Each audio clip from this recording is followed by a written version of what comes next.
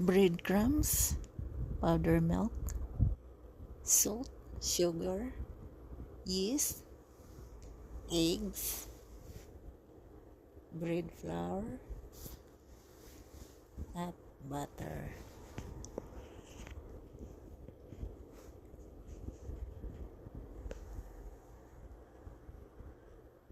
Gagamit din ako ng fresh milk, 1.5 cup.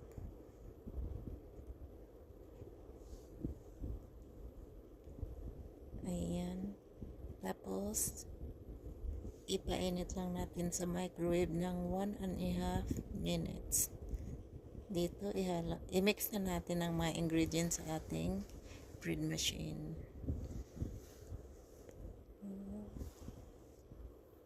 Mix natin. Tapos dito yung ating bread flour. I-mix na rin natin ng asin dito. Yung aking bread flour guys, sinisift ko siya. Tapos ilagay na natin sa ating machine. Yung butter. Tapos flour at saka yung asin. Tapos ilagay lang natin siya sa manual. Pagkatapos mag-mix, i-rise na natin siya dito ng mga 45 to 1 hour. Tapos ito,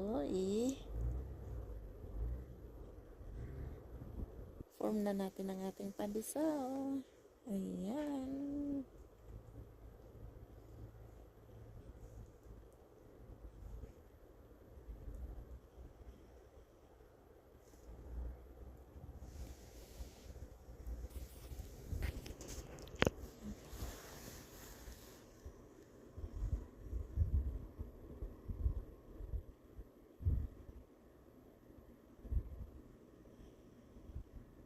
Ayun, tapos ibuhos ko na ang aking breadcrumbs. Ayan. Mix ko na dito sa aking chopping board. Tapos i-rice natin uli ng mga another 15 minutes. Ayan na siya. Ready to bake. Bake natin sa 350. Painit na, ready na ang i-bake ng ating pandesal. And ito na nga ang ating pandesal, luto na.